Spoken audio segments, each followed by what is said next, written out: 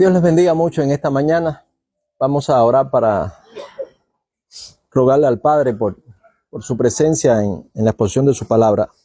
Padre amado, en el nombre de Jesús queremos pedirte que tú estés con nosotros, Señor, y que tu Santo Espíritu encuentre el depósito correcto en nuestras vidas.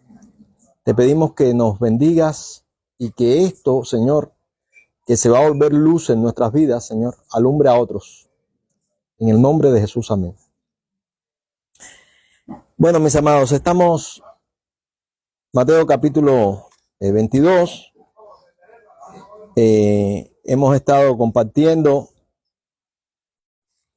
la parábola de las bodas, de las fiestas de bodas, y el domingo pasado hablábamos de estas personas que rechazaron la gracia, rechazaron el amor, rechazaron la dádiva. Vino una disciplina súper fuerte, ¿verdad? Una aniquilación total. Es importante que interioricemos esta parte de saber que las disciplinas tienen dimensiones y que cuando una disciplina lleva a una dimensión de esas extremas, pues es una disciplina irreversible. Entiendan esto, porque a veces nosotros creemos que hay oportunidades. Siempre estamos pensando en las oportunidades, pero necesario es que todos entendamos que hay caminos sin regreso. Y en una ocasión alguien fue a verme porque le estaban proponiendo una permuta, y esa persona me dio la localización de la casa donde iba a permutar, y yo le dije al muchacho, esa zona se inunda. Y entonces el hombre de la casa dijo, no, pero esto se inundó, pero una vez nada más. Y yo le comenté y le dije, hay cosas que tienen que pasar una sola vez en la vida. Una sola vez en la vida pierdes a un hijo. Una sola vez en la vida pierdes un miembro del cuerpo. Una sola vez en la vida se te inunda la casa, pierdes todos tus muebles, los pierdes todo.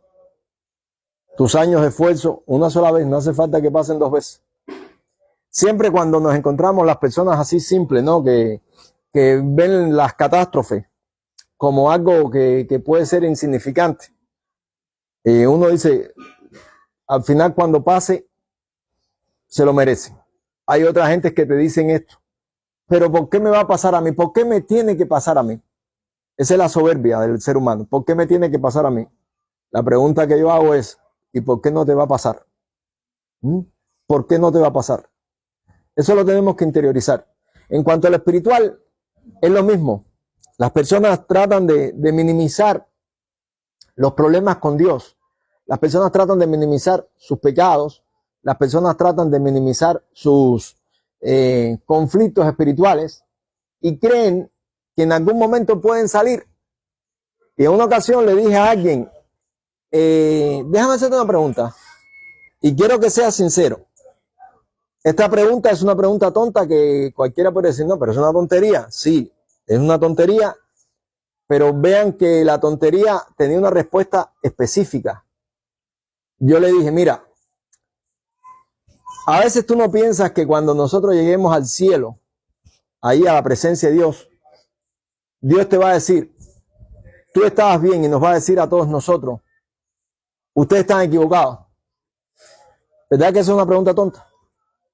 Porque tú me dices eso y yo te digo, ¿y por qué tú me preguntas esa tontería? Y él me dijo, así mismo es. Así mismo es. Y entonces ahí me di cuenta que ante una pregunta tonta que trae una respuesta seria, entonces que está dando una respuesta seria a una pregunta tonta es porque es un tonto. Y consuelo de muchos, o más de muchos, dice es consuelo de tontos, ¿verdad? Otros dicen que es consuelo de todos. La gente cree que pueden salir con estrategia en el día del juicio final. La gente cree que pueden salir con estrategia cuando estén en la presencia de Dios. Y a mí me llama la atención, y esto lo he dicho en otras predicaciones, que la gente dice, no, porque cuando yo llegue ahí le diga a Dios, ¿por qué hay tantos niños muriéndose en el mundo? Entonces, la tontería de la mente piensa que la gente va a decir, Dios va a decir, ay, verdad, yo no había pensado en eso. Me estás haciendo reflexionar, tú simple mortal. O le voy a preguntar a Dios, si tú me diste el derecho de escoger, ¿por qué me vas a condenar? Y Dios va a decir, ay, sí, mira este simple mortal. Miren, cielo, tierra, universo, ángeles, estrellas. Este simple mortal me ha hecho pensar. Amados, entendamos una cosa. Siempre que viajamos, nosotros vivimos en un país que tiene sus características, es un régimen totalitario, ustedes saben, hay un punto de control en cada en provincia, en cada entrada de provincia, y a veces no es un punto de control, a veces son hasta 3 puntos de control, sin pensar en las policías que ponen intermedia, ¿verdad? Y a mí me llama la atención cuando la guagua de Caibarien viene para acá, nosotros tenemos que viajar mucho en esa guagua, la policía la está esperando ahí en Nueva Paz, no hay un punto de control, pero hay un grupo de policía que ellos saben que son cazadores, ¿verdad? Y ellos esperan esa guagua con amor, con cariño, porque ellos saben que esa guagua trae langosta, esa guagua trae queso, esa guagua trae pescado, ¿no? Y cuando ellos paran, allí empiezan a revisar a todos los maleteros. Y cuando dicen, el dueño de esta caja, no es mejor entender que si soy un transgresor, necesito una redención. Yo pienso eso. Yo digo, ante Dios voy a ir con una actitud humilde, voy a ir con una actitud de reconocimiento. Y me llama la atención mi propia experiencia, que yo le decía a Dios que si Él me resolvía un problema, yo iba a creer en Él. Le decía, mira, y fíjate que casi nadie cree en ti. Yo voy a ser uno de los pocos que cree en ti. Hoy ya la gente cree más en Dios, pero acuérdense, estoy hablando de los años 80. Allí el ateísmo, el socialismo, creíamos en el campo socialista, Rusia, la Unión Soviética en aquel entonces, los países del bloque, todas esas cosas. Nadie quería creer en Dios. Entonces yo quería que Dios me resolviera un problema. Y el negocio que hice con Dios fue que si me resolvía el problema iba a creer en Dios. Ahora, hoy yo de adulto analizo y digo, caballero, si Dios no existía, ¿con quién yo estaba hablando? Porque si yo le estoy diciendo a un ser que no existe, voy a creer en ti, lo estoy creando yo. Eso es una locura, ¿no? Sí, eso es una locura. Y son las locuras que nos pasan a nosotros aquí en la mente. Son las locuras que les pasó por la mente o le pasaron por la mente a todo ese pueblo de Israel, a todos esos judíos que tuvieron el problema grandísimo de estar allí viendo el ministerio de Jesús, la vida de Jesús, el testimonio de Jesús. Y ese testimonio que era muy evidente, aquí estamos ya en Mateo 23, pero por allá por Mateo 9, Mateo 10, te vas a encontrar que le trajeron un mudo y el mudo habló, le trajeron y salió el demonio, le trajeron una niña que estaba muerta, la resucitó, una mujer que tocó el manto, se sanó. O sea, eran muchas evidencias, muchísimas evidencias, y toda esta gente rechazaron esa dádiva. De hecho, fueron muy pocos los que abrazaron este camino, y después vimos el domingo pasado que muchos de los que abrazaron este camino no querían cambiar, solamente simpatizaban.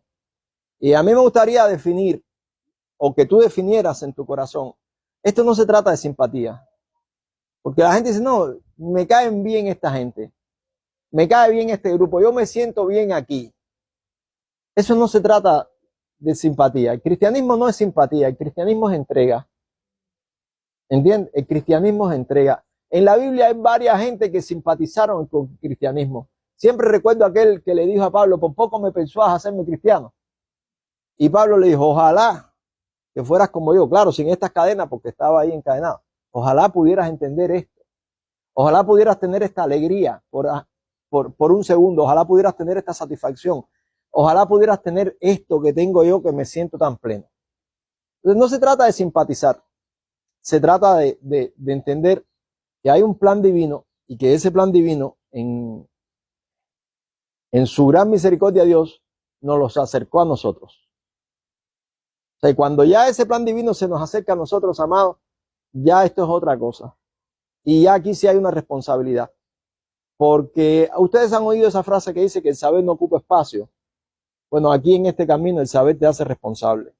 Una vez que tú tienes esto, dice, si yo no hubiera venido, ustedes no tuvieran pecado, pero yo vine y ya tienen una responsabilidad. O sea, si tú no hubieras escuchado, no tienes ningún problema. Pero una vez que tú escuchas esto, una vez que tú haces una aceptación ya del entendimiento de Dios, de la existencia del Altísimo, de la soberanía de Dios, ya tú tienes un problema. Porque si Dios existe, ¿cómo que existe? Eso lo tenemos que definir. Si Dios existe, no existe como un búcaro que tú lo coges, lo cambias aquí, lo pones para acá. Esos son los ídolos. La Biblia dice que los ídolos de ellos tienen ojos pero no ven, tienen boca pero no hablan, oídos pero no oyen. O sea, eso es un ídolo. Si Dios existe, no puede ser un ídolo. Si Dios existe, es el creador del universo. Y si es el creador del universo, tiene una demanda. ¿Y su demanda cuál es? Te ha mostrado, hombre, lo que Él pide de ti.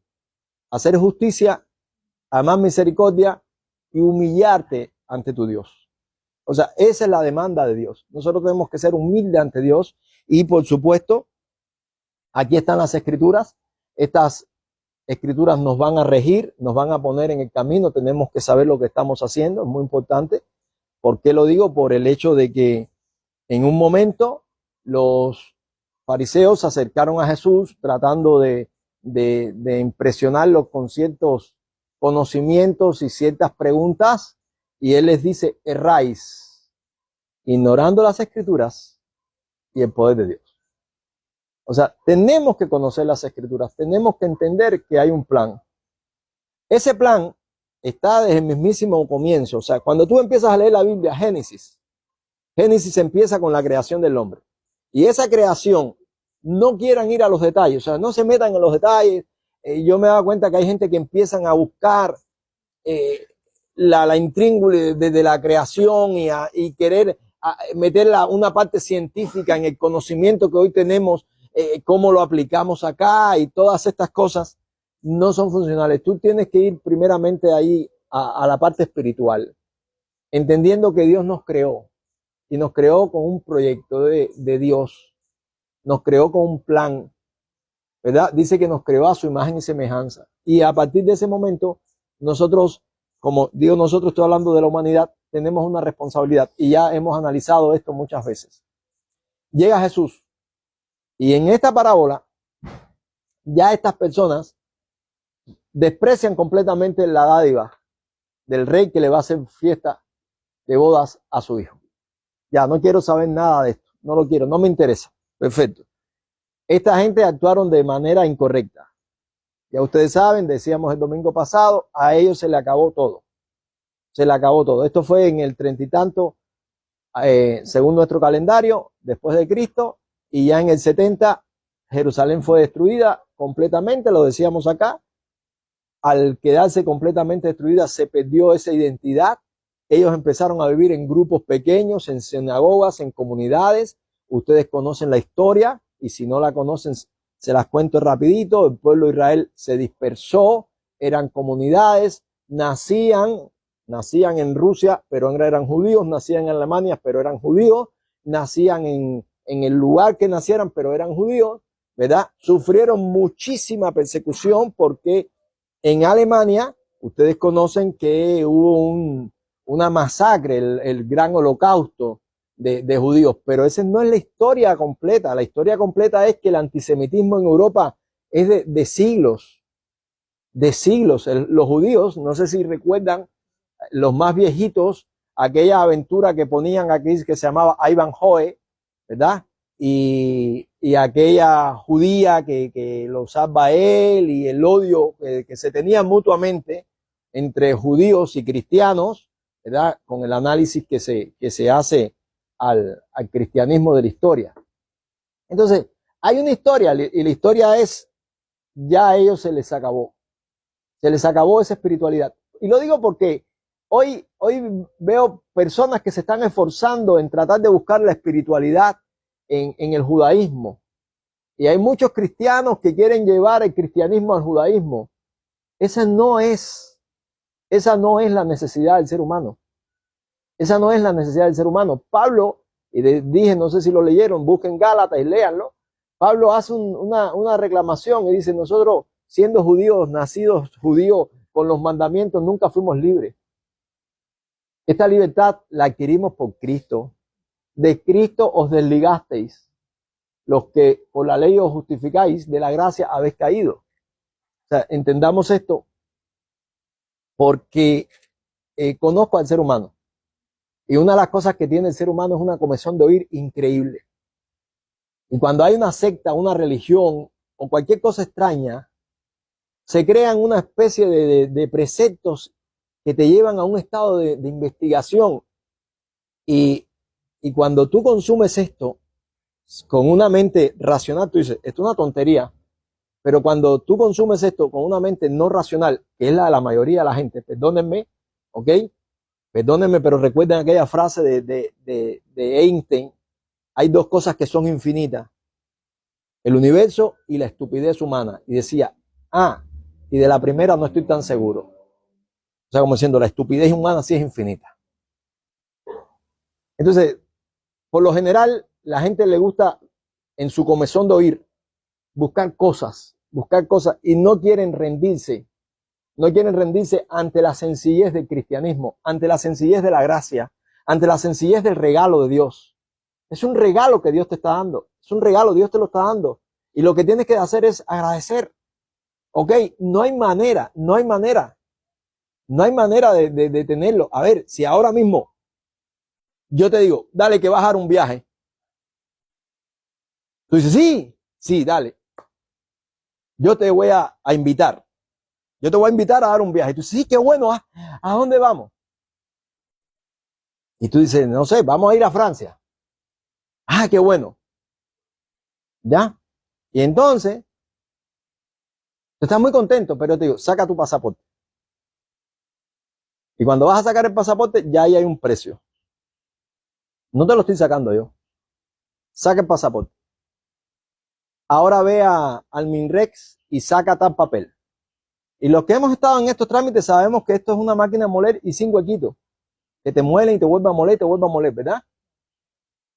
Y entonces te mandan para acá, te mandan para allá, te mandan para acá.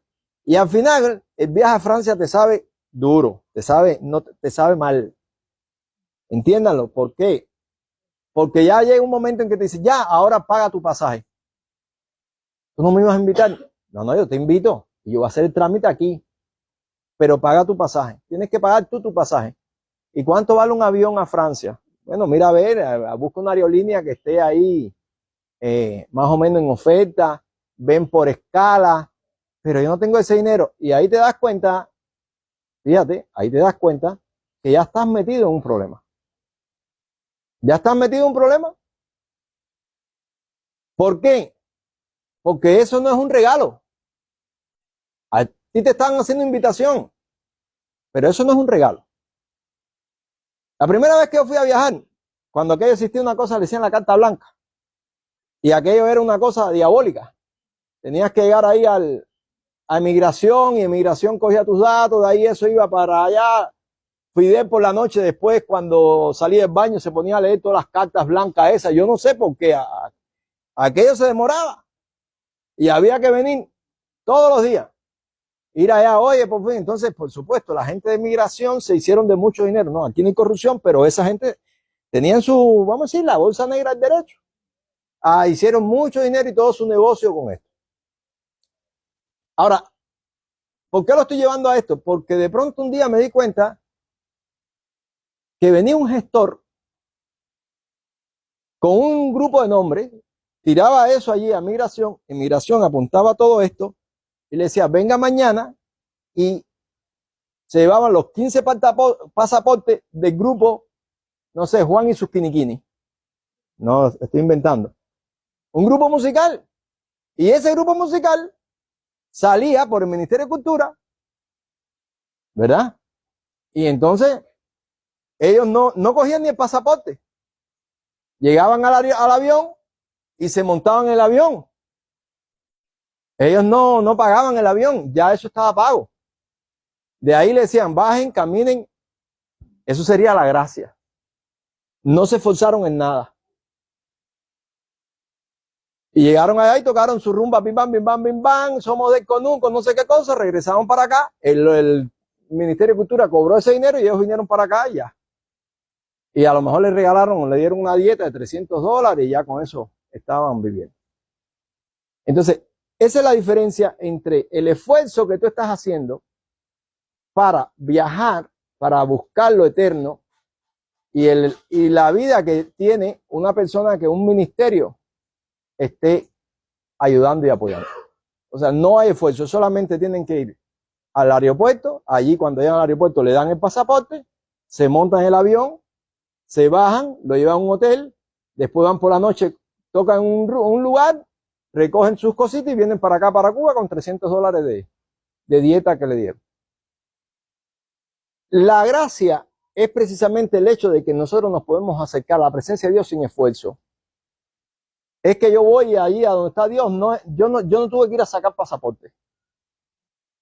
¿Ok? Yo no tuve que ir a hacer trámite ni buscar ni a Air France, o sea, cuando yo encontré a Cristo, yo no sabía nada de cristianismo. ¿Entiendes? Es normal que después ya tú te hagas experto en esto, leas la Biblia muchas veces, pero yo quiero que ustedes entiendan esta parte. Ya yo me conocía quién era la directora de migración, quién era la teniente coronel fulanita, la capitana no sé quién, ya conocía a todo el mundo.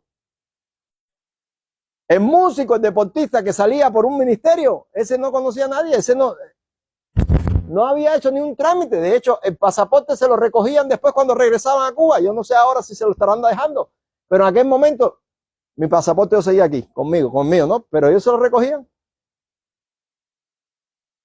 Cuando yo llegué a Cristo, yo no sabía ni de qué cosa era un judío.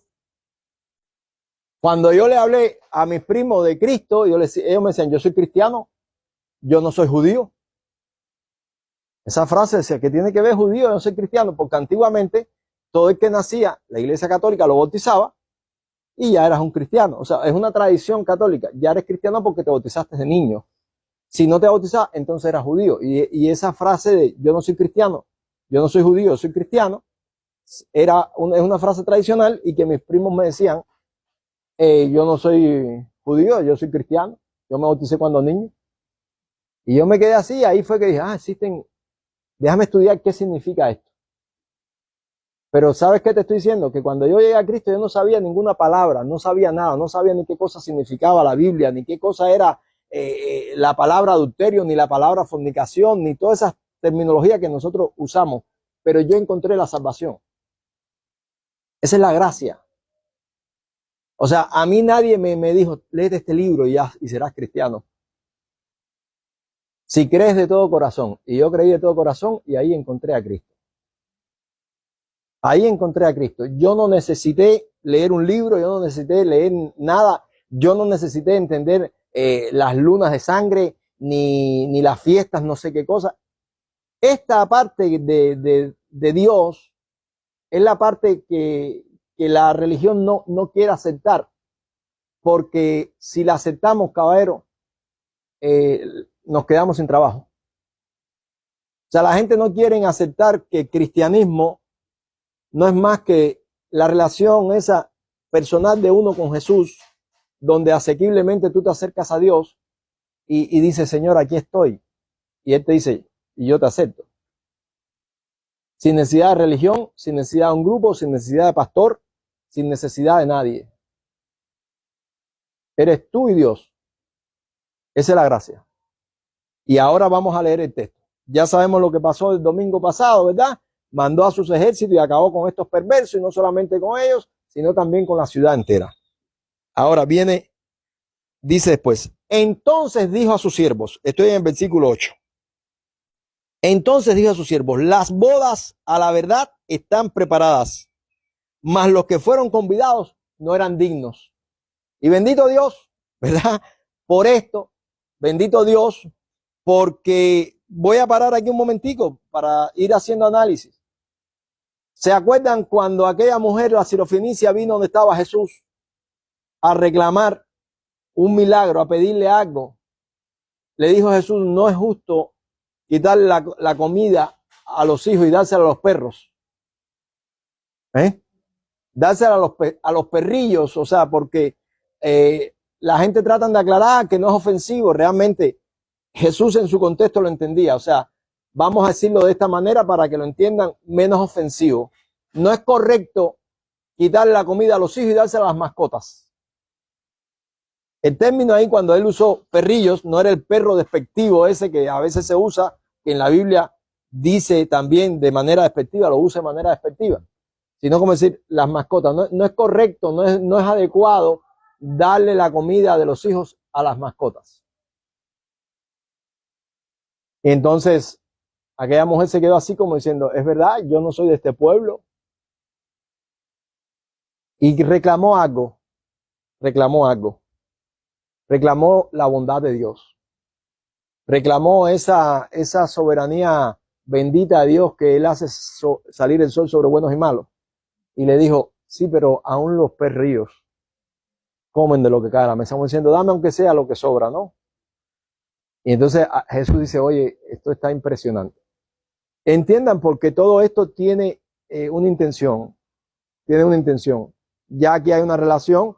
Los discípulos son los que están hablando de esto, los que están contando esta historia, porque entonces cuando estaba Pedro orando en un lugar, un ángel se le aparece a un gentil llamado Cornelio y le dice el ángel, Cornelio, tus oraciones y tus limosnas han sido escuchadas, o sea, ve a tal lugar y ve a buscar un hombre que se llama Pedro, que está en casa de otro Simón, y dile esto. Y ya Dios estaba tratando a Simón por otro lado, donde Simón veía un lienzo, o sea, Pedro veía un lienzo con todo tipo de animal, y le dijo Dios, Pedro, mate y come, Señor, yo nunca he comido cosa inmunda. Miren qué cosa tan curiosa, porque es la tendencia de la religiosidad. Yo nunca he comido cosa inmunda. ¿Qué cosa era Pedro? Pedro era pescador.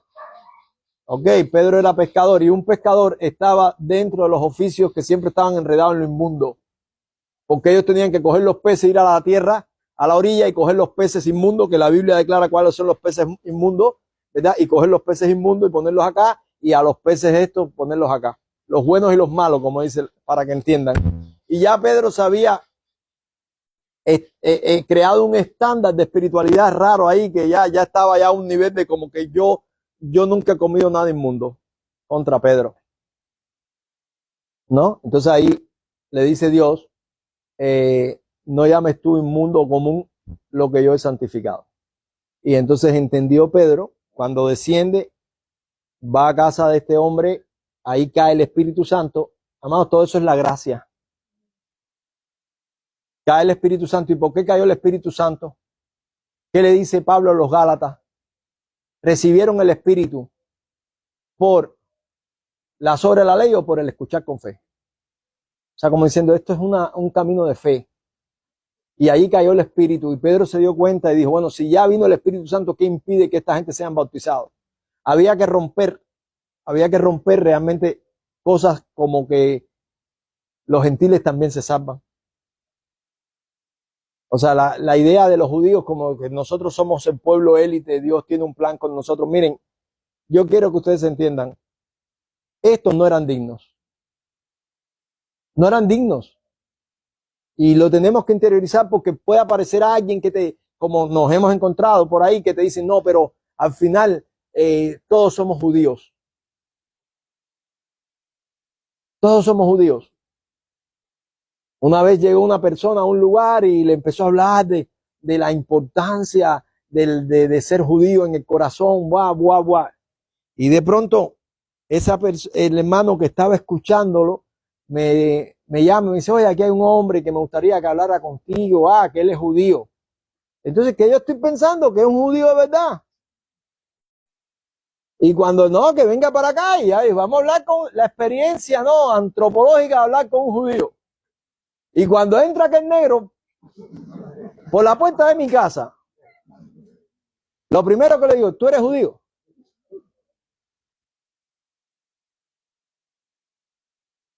Porque los únicos judíos negros que hay son los etíopes de allá, de cuando aquella mujer que fue a ver a Salomón, y entonces dice que tuvieron hijos y bueno. Y esos son los únicos judíos negros que aceptan los judíos de Israel. Entonces yo le pregunté, ¿tú eres etíope? No, no, yo soy cubano. O sea, ¿de dónde salió tu judaísmo? Entonces me dice, no, yo tengo el alma judía. Ya te quedas así, ya ustedes están pensando cosas malas, ¿no? Ya te quedas pensando porque tú dices, espérate, ¿qué estás buscando? Cabrón, mi orgullo no está en la genealogía. Mi orgullo no está en mi genealogía, créanlo. Mi orgullo está en la gracia, en que Dios en su gran misericordia me miró. Ustedes saben, la gente les gusta decir, yo soy de los, y mencionar un apellido. No hay ningún valor en eso. No hay ningún valor en eso. Nosotros hemos visto y ya los viejitos sabemos que hay historias de personas que fueron de una familia encumbrada y triunfó la revolución y todos se lo quitaron. Y todos se lo quitaron. Y ahí está la historia en mi vida de Paquito Bolechurre. ¿Y quién era Paquito Bolechurre? Paquito Bolechurre era un hombre que esperaba que todos nosotros comiéramos en la casa. Él llegaba a la casa y después que nosotros comíamos, él lo quería así. Él decía, no, cuando ustedes coman, yo como. Él comía en la caldera y después lo fregaba todo. Y Paquito Bolechurre era hijo de uno de los tipos que era dueño de no sé cuántas propiedades en Cuba. Y yo oía, cuando oía a la gente hablar de Paquito Bolechurre, porque él se afectó de los nervios, yo oía que las mujeres decían, caballero, y el que vio a Paquito, ese Bolechurre se lo pusimos nosotros, muchachos. El que vio a Paquito en los años 50, no cree que se... Dice, entonces yo pregunté, ¿qué cosa? Dice, no, Paquito andaba con cadenas de oro, con joyas, de no sé qué cosa. Al final Paquito terminó muerto en una tintorería, una de las propiedades de su papá. Él se quedó viviendo en eso, el gobierno lo dejó ahí viviendo y se murió ahí. Entonces, ¿qué importa la historia? ¿Qué importa el apellido? ¿Qué importa lo que pasa? Si un cambio de poder destruye todo tu vida. Y ahí vemos los casos mismos de Rusia, todas aquellas personas, los oligarcas del tiempo del zarismo. Después aparecieron otros oligarcas, los comunistas, ¿verdad? Y después se cayó el campo socialista y otros oligarcas cayeron. Después vino Putin y cogió a los oligarcas y los metió presos a todos. Y entonces tú dices, ¿qué importa el nombre? ¿Qué importa el apellido? ¿Qué importa si eres de los Romanov o si eres de los no sé qué cosa? Entonces es mejor aceptar la gracia, ¿no? Es mejor aceptar ese regalo divino, eso que Dios te está dando y que te lo está dando así con tanto amor.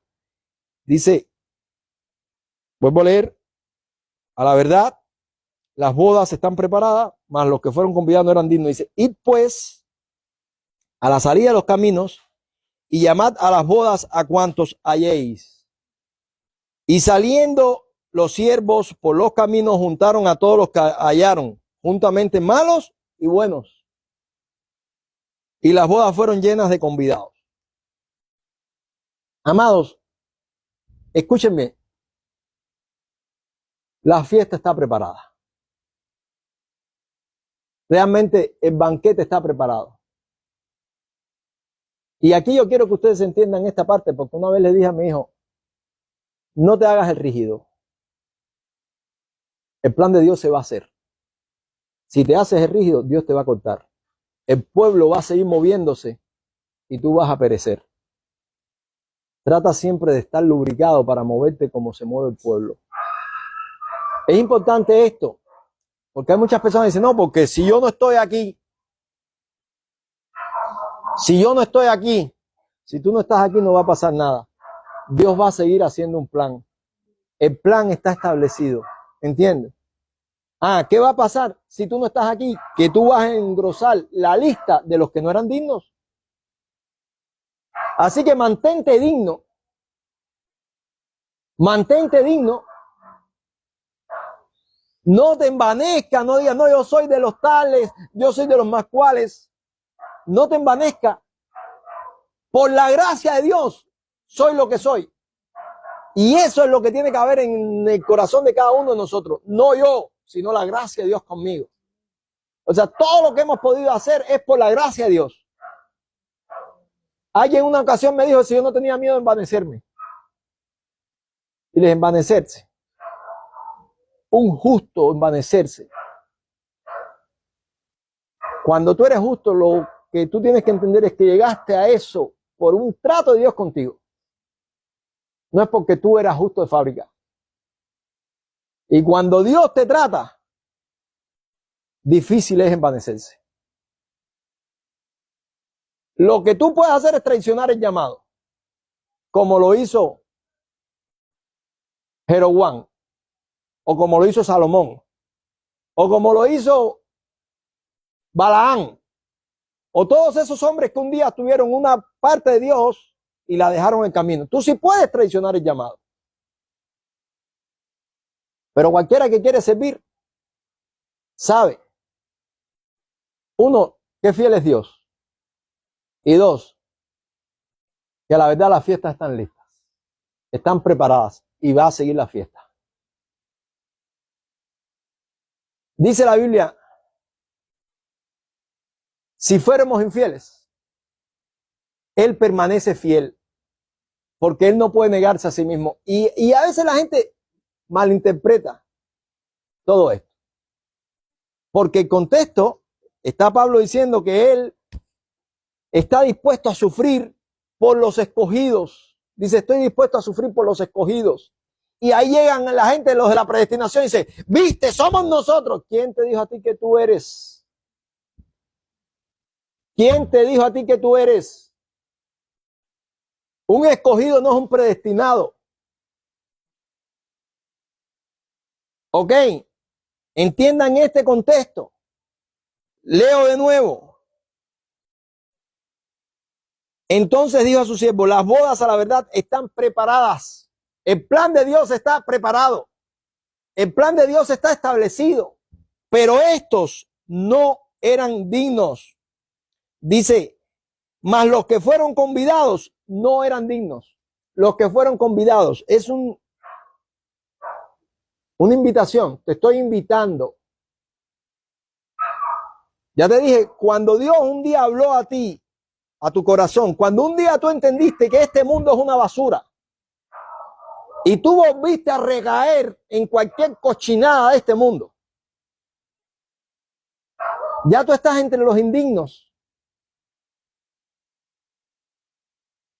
Entiéndelo.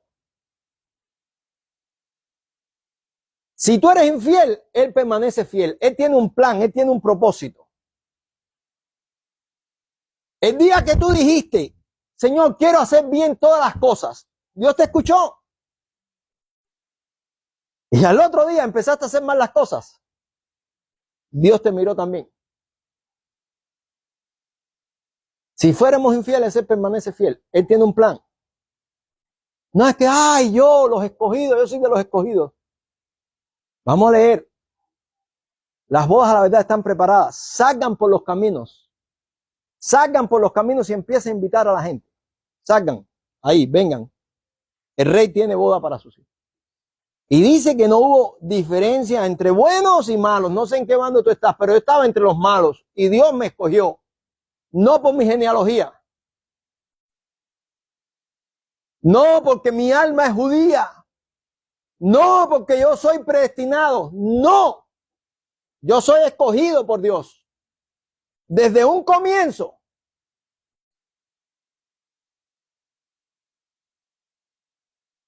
Y le explicaba una vez a los hermanos qué cosa era ese pacto sempiterno que tiene Dios con nosotros. ¿Qué cosa es sempiterno? Es algo que comienza, pero no tiene fin. No es eterno, o sea, Dios tiene un pacto con nosotros, sempiterno. Llegó a nuestras vidas en un momento. Y nosotros tenemos que responder ante esa eternidad. Ya a mí me llegó a los 16 años y estoy comenzando mi caminata. Comenzando mi caminata. Todavía queda una eternidad. Todavía tengo que caminar lo que me quede en esta tierra y ojalá que sea poco, pero eso no depende de mí. Lo que me quede en esta tierra en total fidelidad.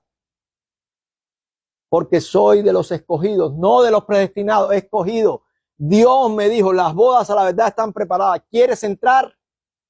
Mandó a sus siervos a invitarme a mí, a decirme, hay unas bodas, ¿quieres entrar?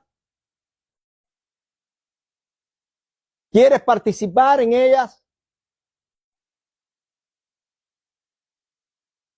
Los que tenían que entrar no fueron dignos. ¿Quieres ir tú? Yo quiero, Señor. Yo quiero. Yo me pregunto ahora, ¿por qué tengo que yo ir a llorar al muro de las lamentaciones?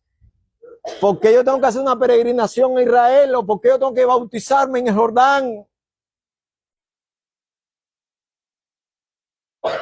Un amigo mío me contaba de unos riquillos que se convirtieron al evangelio y se fueron a bautizar en el Jordán. Cuando hay dinero, todas las locuras valen. Y se pusieron unos batilongos blancos y se metieron en Jordán a esperar que el mismo río los bautizara, porque había como una especie de marea que en un momento crece y en otro momento baja. Y dice, si no iban a venir los bomberos, se hubieran ahogado todos con los batilones blancos. Tuvieron que sacar los bomberos. Entonces, qué locura, no, me bautizó el Jordán. Amados, ¿ustedes saben qué es lo que más me gusta a mí del evangelio? Que a mí, simple mortal y triste cubano, lo visitó Cristo. Yo no merecía nada. Yo no merecía nada. Yo no sé si yo le he dicho a ustedes que yo soy niño desde los 4 años y medio. Hombre, que disculpen, desde los 4 años y medio. Yo soy hombre desde los 4 años y medio. Cuando nació mi hermanito menor, ya a partir de ese momento, cada vez que sea como dice, tú eres un hombre, eso está bueno para tu hermanito. Tú eres un hombre, está bueno para tu hermanito. Entonces ya era siempre eso, el señalamiento. O sea, si yo fuera a mi casa en aquellos tiempos en que yo era un regalo a escoger a un siervo, yo no me llevo al del medio, que era yo. Me llevo a la otra, a la grandecita, que tiene apariencia de piedad, o me llevo al más chiquito, que es tan gracioso y simpático. Pero Dios me miró a mí.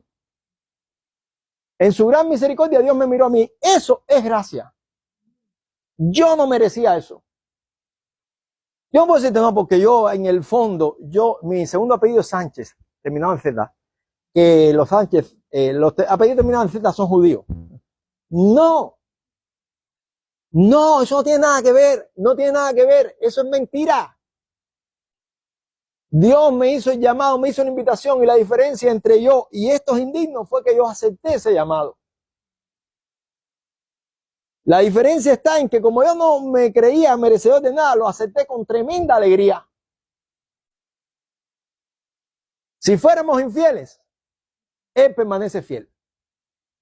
Pero no fiel a ti, no fiel a tu mediocridad, no fiel a tu pecado, no fiel a tu estupidez espiritual. No, no te equivoques.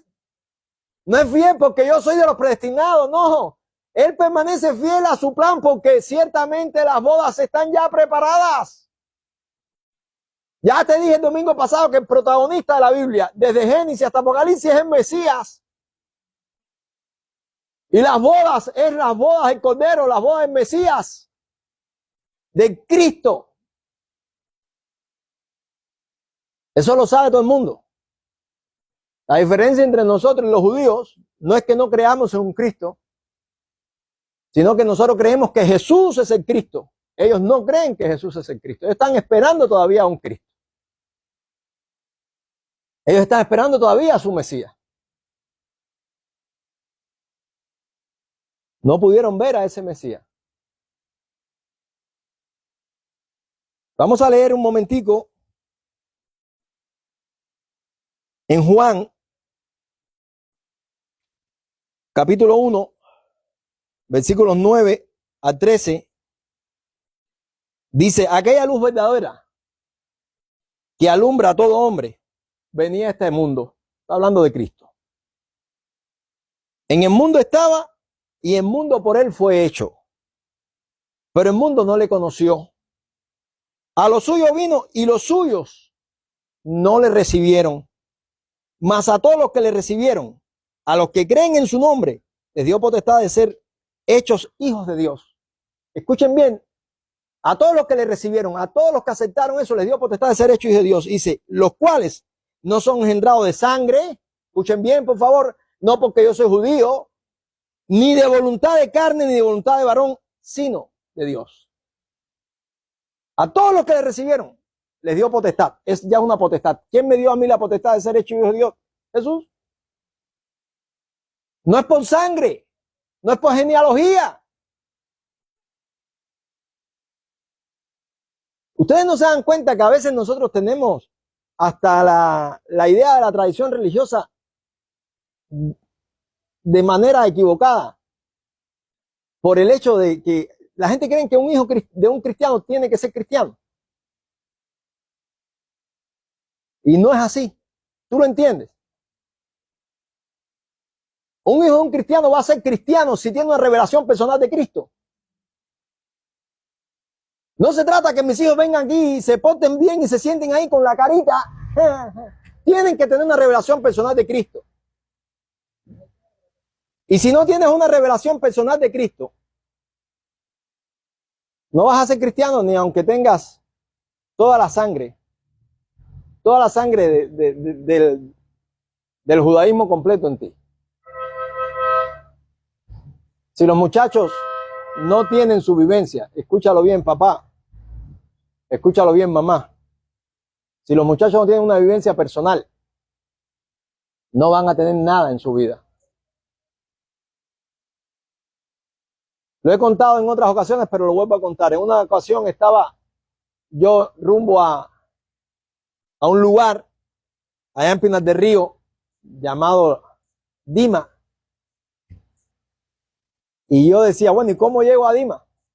Iba a haber unas armas allá. Y voy y pregunto allí en la terminal de ómnibus de Pinar del Río y me dicen, mira, el tren va a salir ahorita a las 11. Ese es el tren de Mantua. Coges el tren hasta Mantua, te bajas en Mantua y de Mantua sigue para allá, para Dima. Ok, perfecto.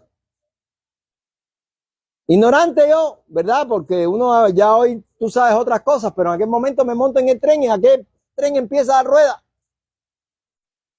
Uno dice, estoy en la misma provincia, esto debe llegar temprano. No, ese tren se metió como 5 horas.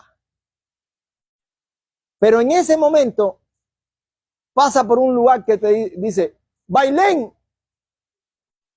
Dije, Bailén. Y me acordé de un amigo mío que me contó que él iba a las playas de Bailén. Y dije, mira por dónde estoy. Y en ese momento dije, mira, aquí en Bailén nadie me conoce. Y yo puedo bajar aquí y tener la mujer que yo quiera, hacer una doble vida, hacer lo que me da la gana, volverme a montar en el tren y llegar a mi casa y no pasó nada. Pero ¿qué es lo que me impide? Esto es un análisis personal mío. ¿Qué es lo que me impide hacer esto? Lo que me impide hacer esto es que yo tenga una revelación personal de Jesucristo. Y ahí empecé a orar y a pedirle a Dios por mis hijos, porque yo decía, si ellos no tienen una revelación personal de Cristo, yo no voy a estar siempre vigilándolos, no puedo vigilarlos. No sé lo que están haciendo. Tienen que tener una revelación personal de Cristo para que cuando nadie los mira, ellos sepan que hay un Dios que los mira. Eso es la gracia. Tu hijo no se va a salvar porque tú eres cristiano. Tu hijo tiene que tener una revelación personal de Cristo. Tu hijo tiene que entender quién es Dios. Tú tienes una misión. ¿Y cuál es la misión? Educarlos, enseñar los preceptos bíblicos, los preceptos de justicia. Y después dejar que todo eso un día produzca. Ellos tienen que vivir sus momentos. Ellos tienen que vivir sus luchas. Tienen que vivir sus pruebas. tienen que pasar por los momentos de la burla. Un día le dije a mis hijos, ¿no quieren que se burlen ustedes? No, no sean cristianos. Porque los cristianos todo el mundo se burla. Y nosotros tenemos que aceptar la burla como parte de nuestra vida. Aunque nosotros sabemos que nos podemos burlar muchísimo de ellos, ¿sí o no? Sí, porque cuando la gente dice, no, hacer lo mío es la carne, el mundo, y tú sabes su vida, ¿verdad? Y uno dice, no le puedo decir tan rudo a este porque van a decir qué clase de cristiano tú eres. No te tienes que quedar así. Pero tú sabes que es un cornudo, pero te está diciendo que el mundo a él lo atrae. Tú dices, contra, yo así no quiero el mundo. Tú conoces las historias de la gente y la gente viene a hablarte. Entonces tú dices, no. Voy a aceptar que se burlen de mí. Voy a aceptar, no importa. Pero es importante que cada uno tenga una revelación personal de Jesús. Entonces, esa invitación es la muestra de la fidelidad de Dios. ¿Para quién o para con quién?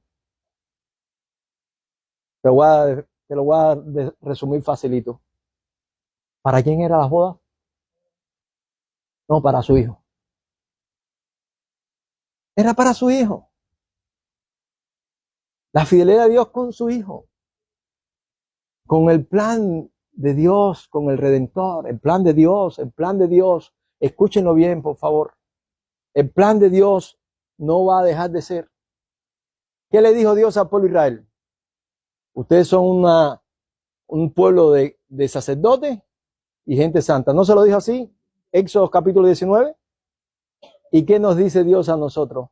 Vosotros sois real sacerdocio, nación santa, pueblo adquirido por Dios, para que anunciáis las virtudes de aquel que nos llamó, de aquel. ¿Las virtudes de quién? De aquel, no de la religión, no del grupo, no de la sangre, de aquel que nos llamó a las tinieblas a su luz admirable.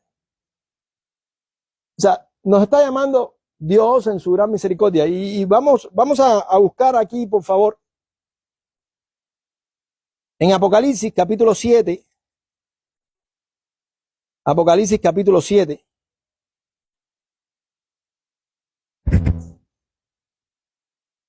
Habla de los 144,000. 144,000. ¿Quiénes son los 144,000? Dicen los testigos de Jehová que son ellos. La pregunta es que si ellos son 144,000. Entonces yo le dije una vez a un testigo de Jehová, pero ustedes son más de 144,000, ¿verdad? Digo, contando los que se han muerto, sí. Entonces, yo estoy convencido que de esos 144,000 que hablan ellos, que son por lo menos 140,000 son norteamericanos. Son norteamericanos. Y 143,500 son blancos. Convencido estoy de esto. Y esto es importante que nosotros lo entendamos, porque cuando se habla de los 144,000, ¿y qué cosas son los 144,000? Miren, te dice 12,000 de tal tribu. Estamos hablando de esa redención que Dios le ha establecido en amor a ese pueblo de Israel desde el momento en que llamó a Abraham. Porque a la gente le gusta enredarse, ¿no? 144,000. Yo soy de los 144,000, no. Yo seré el 144,001. Pero de ese grupo, no. Esos son ese remanente que Dios ha guardado de ese pueblo. Y acuérdense que estamos hablando de un Dios eterno. Y no es un número específico. Aquí la palabra 1000, ¿verdad? Tiene una intención en la teomática, o sea, en lo que sería la matemática bíblica. Siempre se habla 1000, es multitudes. O sea, está diciendo, hay un plan de Dios para esta gente. Y lo sabemos y Pablo lo reconoce en Romanos. ¿Ok? Ahora, dice después de esto, ya se fueron 144,000. La última guagua, el azul que se fue ahí va el último 144,000. ¿Ok? Ahora, dice, después de esto miré aquí una gran multitud, la cual nadie podía contar. Ahí estaba yo. ¿Ok? En ese grupo estaba yo. De todas las naciones y tribus y pueblos y lenguas que estaban delante del trono y de la presencia del Cordero, vestidos de ropas blancas y con palmas en las manos. Ahí estaba yo. Y clamaban a gran voz diciendo, ¿qué decían? La salvación pertenece a nuestro Dios que está sentado en el trono y al Cordero. En ese grupo estaba yo. En los que decían, a mí me salvó Cristo. A mí no me salvó la religión. Yo no soy de la tribu de ninguna de esas que menciona ahí. Es Dios. Dios en su misericordia me miró. La salvación es del Cordero. La salvación es del Hijo de Dios. A ese le doy toda la gloria. Porque las fiestas a la verdad ya están preparadas. Ya están preparadas. A ese le doy toda la alabanza. A ese le doy toda la exaltación. Eres digno, Señor, de recibir el poder. Gloria a Dios. A ese es el que yo le doy todo esto. Porque yo fui de esos escogidos. No de los predestinados. Por favor, entiendan estas cositas porque a veces por término la gente se enredan y caen en un envanecimiento espiritual peligrosísimo. No es porque yo sea judío, no es porque yo sea predestinado. Por la gracia de Dios soy lo que soy. Es la gracia. Dios en su gran misericordia nos miró. Dios en su gran misericordia nos buscó. Eso es lo tenemos que entender. Porque de no ser así, nos vamos enredando. Nos vamos enredando. Se nos va ese espíritu de agradecimiento. Nos envanecemos. Nos creemos que nos podemos poner rígidos. O nos creemos que Dios nos tiene que dar otra oportunidad. Yo soy de esa gran multitud.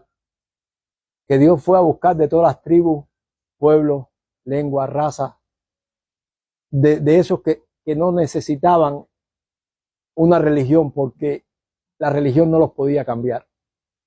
Y yo estoy convencido, escuchen, yo era un bellaco. Y si me iba a una religión, iba a ser un bellaco religioso. El único que entró a mi corazón y taladró y taladró y taladró y limpió y quitó todo lo que tenía que quitar, se llama Jesucristo. A Él sea toda la gloria, toda la honra y todo el poder por los siglos de los siglos. No hay gloria ninguna en mí. O sea, no puedo decir no, porque no hay gloria ninguna. Mis hermanos, según la carne, muchos visitaron, fueron parte de la iglesia, y así mismo como fueron parte de la iglesia, se fueron y ya no son. Y es triste, pero ¿sabes por qué? Porque no entendieron que es por la gracia de Dios, no es por la tradición familiar. Nuestros hijos tienen que tener una vivencia personal, tienen que tener un encuentro personal con Cristo. Algunos de nosotros fuimos los primeros en convertirnos en nuestra familia. Otros son fruto de la conversión de esa persona primera que abrió la puerta en la familia. Pero bendito Dios por los que permanecemos aún. Porque sabemos que es un camino de determinación, es un camino de entrega total.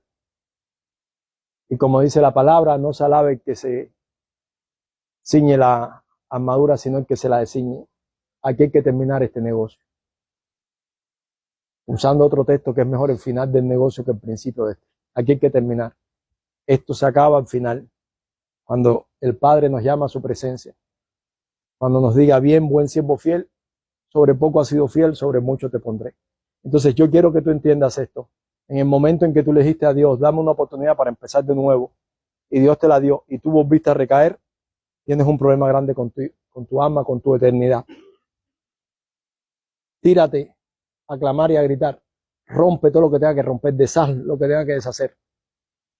Date una oportunidad. Ya no le pidas más a Dios su oportunidad. Dátela tú mismo o tú misma. Date tú la oportunidad. Tantos años, meses o días escuchando la palabra y no respondes a esto. Estás entre los indignos. Estás entre los indignos. Clama a Dios, clama a Dios, clama a Dios. Es tu alma, es tu eternidad, entiéndelo. No es un grupo. Clama a Dios. Estar en este grupo es de mucha bendición. en el mismo libro de Apocalipsis. Y no estoy hablando en este, estoy hablando en este, en el que dice aquí la palabra, en estos de todas las tribus, naciones, razas, lenguas, estos que están esperando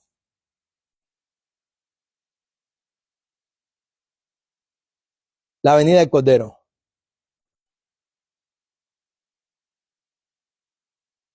Cuando, disculpen, la palabra de Juan,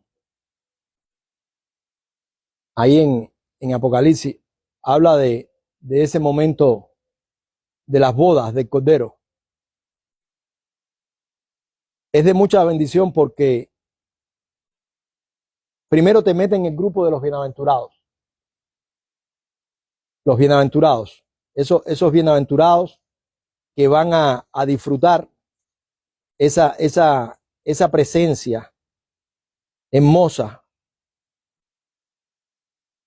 Y después estás en el grupo de los que están seguros. Si algo yo necesito en muchas ocasiones en mi vida es seguridad. Por eso es que no me gusta moverme si Dios no me mueve. Porque no quiero estar en un lugar sin saber por qué estoy ahí. Yo necesito que Dios respalde lo que yo estoy haciendo, lo que yo estoy viviendo. Yo necesito que Dios esté en cada momento de mi vida. Lo necesito. Porque no tengo yo fuerza ni capacidad para enfrentar ciertas cosas. Y en el capítulo 19 de Apocalipsis, dice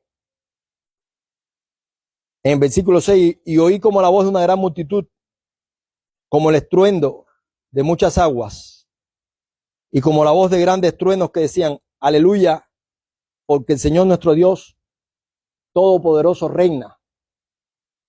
Y esta es una de las cosas que yo más anhelo, por el hecho de que a veces uno dice, ¿cómo yo voy a anhelar algo de este mundo si todo es tan ficticio?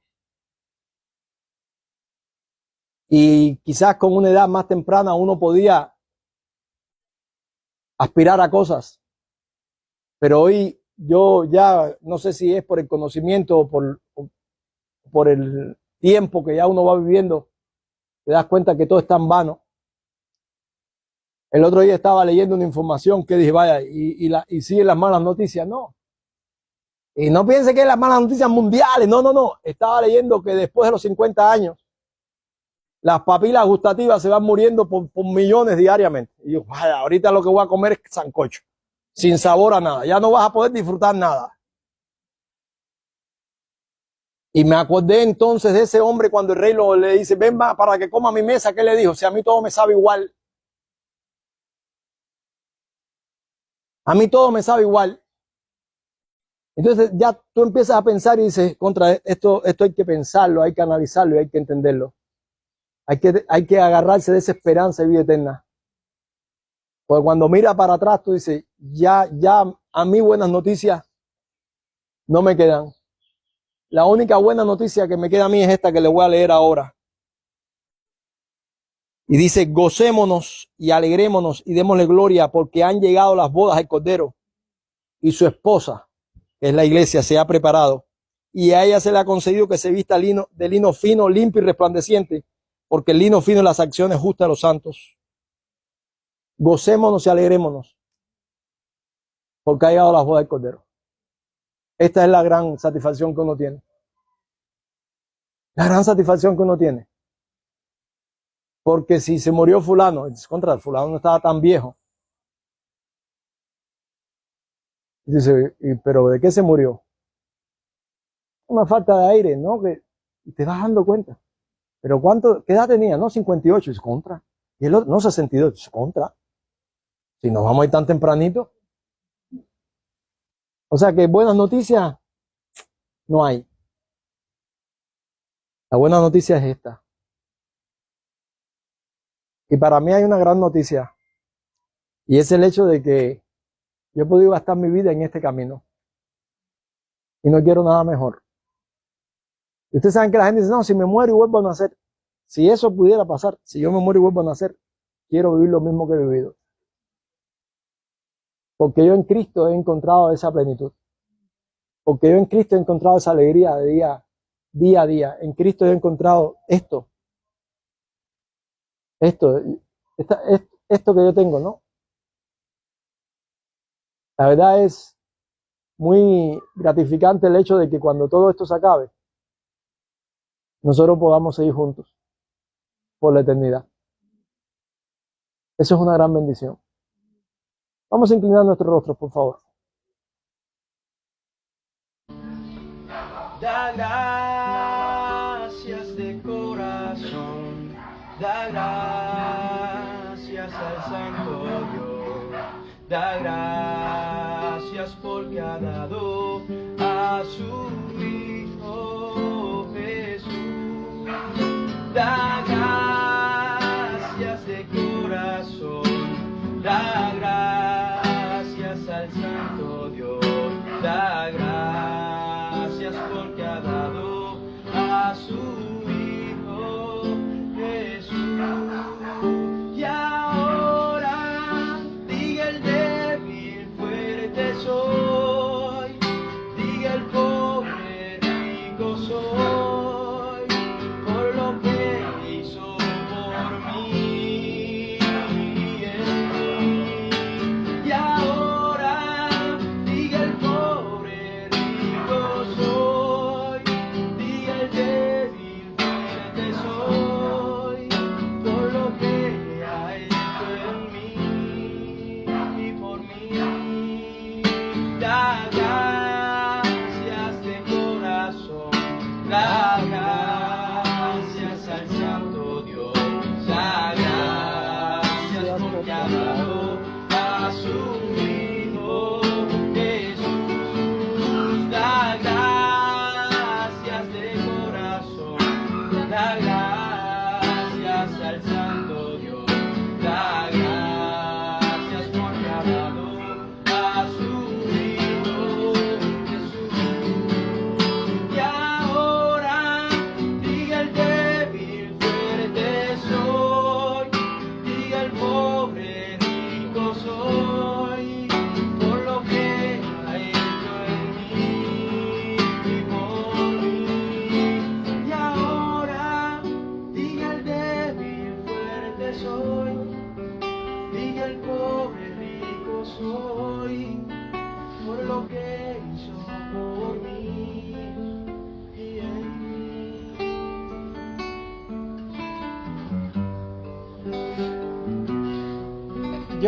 Yo quisiera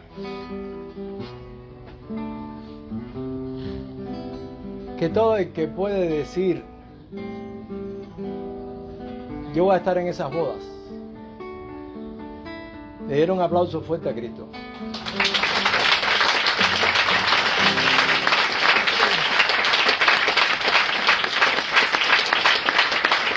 Gracias, Señor. Gracias. Te alabo, Señor.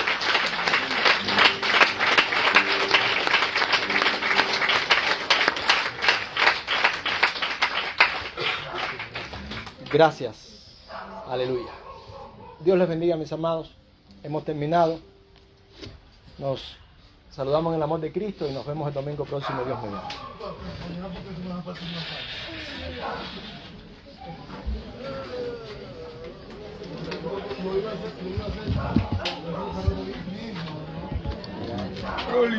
Bendiga, mi hermano.